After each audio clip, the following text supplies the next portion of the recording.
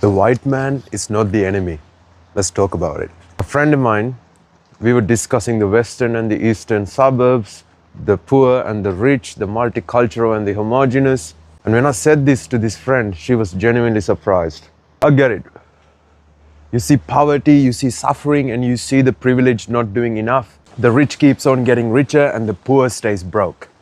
I get it. But just because a man has been raised in a strictly homogeneous community, makes 300K a year, has 5 kids with his wife with blue eyes and blonde hair, never stepped foot in a banh mi shop and has no black friends. This person talking a bit too much at the Palestine rally, posting on their story in the wrong way to be performative is not the problem. Just because a human being has inherent privilege, it does not make them evil. And a human being does not have to check their privilege, does not have to go out of their way and do these things and have black friends and eat banh mi for lunch to be a good person. The real issue, the real privilege, the real rich people, the real evil are probably people that we don't even know the name of. It's not Hawthorne versus Footscray, it's not rich versus poor, it's not white versus everything that's ethnic. The current economics has led us to a position where we are all eating a shit sandwich.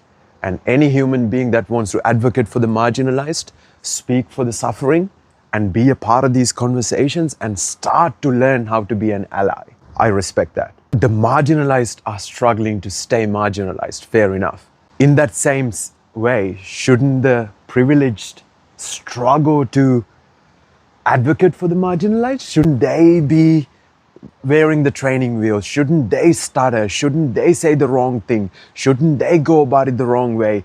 And if they stick around to hear the feedback, if they stick around to learn from us, if they stick around to have a conversation about it, isn't that what we want to see?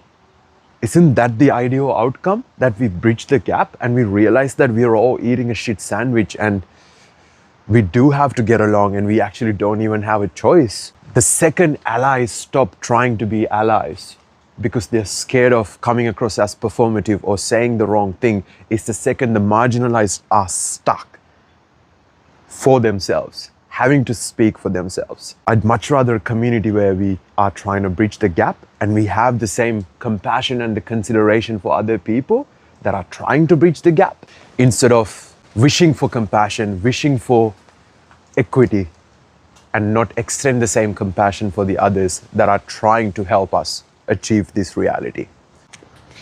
Points to ponder.